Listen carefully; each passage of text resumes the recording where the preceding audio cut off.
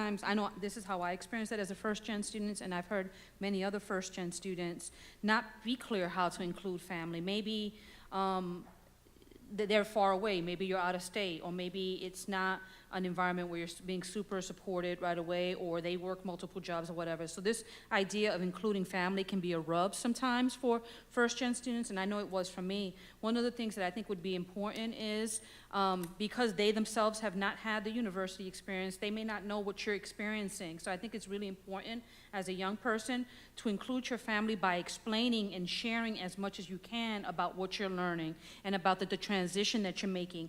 Even if they can't help you do the math for your calculus class or whatever it is because they didn't have that prior experience, doesn't mean they can't support you in a myriad of ways. I think it's important to talk to them about what you're experiencing.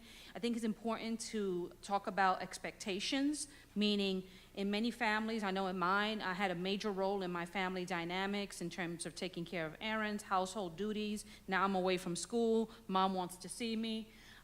There were a lot of things that had to be sort of renegotiated and really like talking to, you know what, Mom, I can't come home every day even if I am only 20 minutes from home because I really need to engage.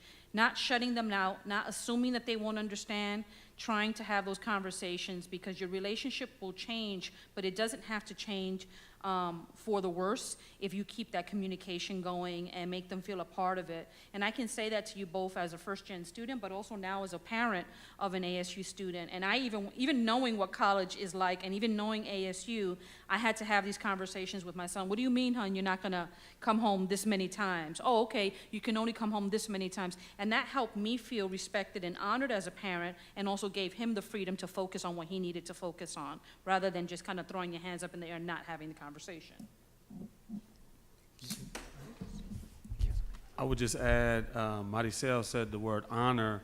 So there's kind of two parts to it. How many of you all have younger siblings or younger cousins or just younger family members who have not had this experience? So it's honor and empower. You empower those individuals who are younger than you that will realize the benefit and still have the opportunity to create a picture in their mind of going somewhere like this. You empower them by feeding them stories of incredible moments you've had, or enlightening moments that you've had, or something that you learned that's maybe going to change the way you think about the life that you've come from so far, right?